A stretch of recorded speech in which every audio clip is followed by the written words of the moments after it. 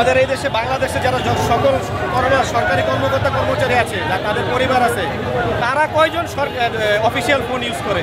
তাদের 99%ই তো unofficial use করে। আপনার আইফোন যে যারা ইউজ করে সরকারি কর্মকর্তারা, সেটা কি বৈধ?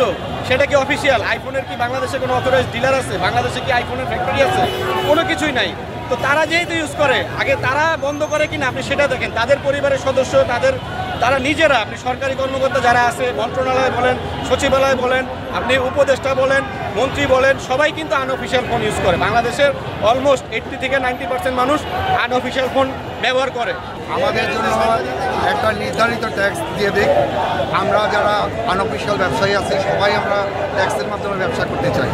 এই যে 9 জন সিন্ডিকেট আর বিটিআরসি যে একটা সিন্ডিকেট তৈরি করেছে, সেই সিন্ডিকেটের কারণে আমরা আনঅফিসিয়াল ব্যবসায়ীরা অবৈধ মতে বলেন বা যেভাবে বলেন বা আমরা এভাবে ব্যবসা আনতেছি।